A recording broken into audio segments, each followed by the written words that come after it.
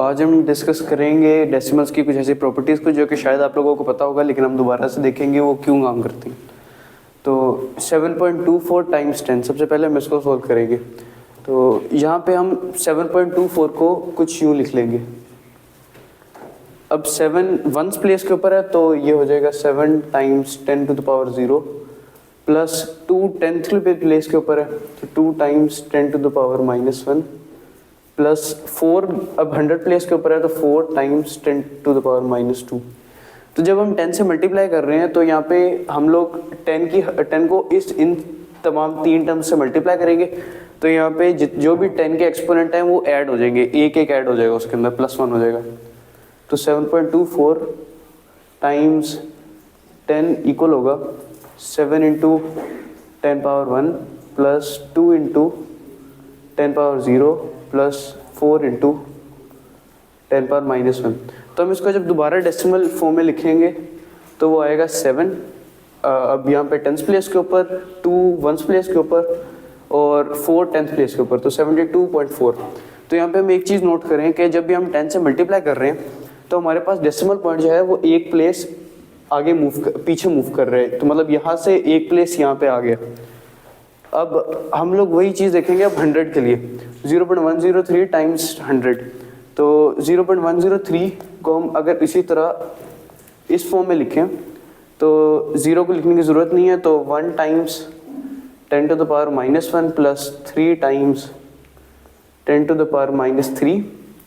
हम इसको दोबारा से 0 को निगलेक्ट कर देंगे। और जब हम टाइम्स 100 कर रहे हैं तो इसका मतलब है कि हम 10 स्क्वायर से मल्टीप्लाई कर रहे हैं। और जब भी हम 10 स्क्वायर से मल्टीप्लाई करेंगे तो ये तमाम जो टर्म्स हैं उनके साथ 10 स्क्वायर मल्टीप्लाई होगा और यहाँ पे जो 10 के एक्सपोनेंट्स हैं उनके अंदर +2 होगा। तो 7.103 टाइम्स 100 इक्वल है 0.103 टाइम्स 10 स्क्वायर, वो इक्वल है 1 into 10 power 1 plus 3 into 10 power -1। तो हम इसको डेसिमल फॉर्म में लिखेंगे अगर, तो हमारे पास 1 10th प्लेस के ऊपर है तो 1, अब यहाँ पे हमारे पास 1st प्लेस के ऊपर 0 है 10 पॉइंट, अब यहाँ पे हमारे पास जो 10th प्लेस है उसके ऊपर 3 है तो 10.3। तो हम यहाँ पे देखें जब भी हम 100 से मल्टीप्लाई कर रहे हैं तो हमारे पास जो डेसिमल पॉइंट है वो 2 स्टेप्स यहाँ पे मूव कर रहे हैं। तो इसी तरह हम लोग जब भी मल्टीप्लाई करेंगे 10 की किसी पावर से तो हम लोग फॉर एग्जांपल 10 की पावर n से मल्टीप्लाई करते हैं तो n स्टेप जो है वो पीछे मूव कर जाएगा डेसिमल पॉइंट। अब हम देखेंगे डिवाइड के केस में क्या होता है। तो यहाँ पे है 23.4 डिवाइडेड बाई 10,000। तो 23.4 को हम लिखेंगे इसी फॉर्म के अंदर जिस तरह हम पहले लिख रहे थे।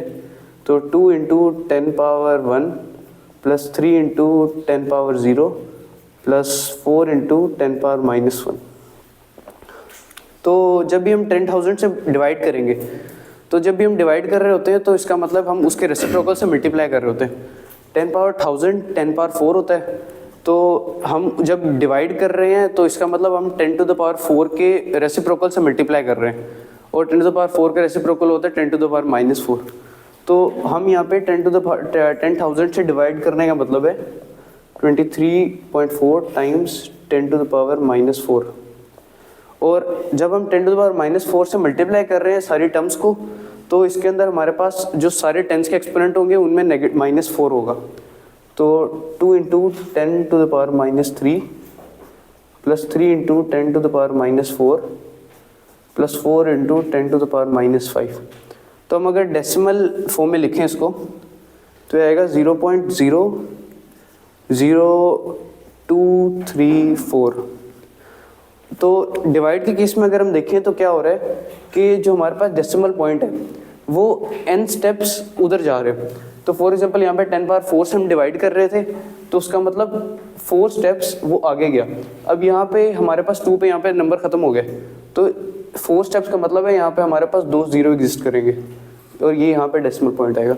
तो जब भी हम 10 की पावर किसी n से डिवाइड कर रहे हैं तो हमारे पास n स्टेप्स जो डेसिमल पॉइंट है वो आगे मूव करेगा। जब भी मल्टीप्लाई करेंगे किसी 10 की पावर n से तो n स्टेप जो है वो डेसिमल पॉइंट पीछे मूव करेगा। Thank you.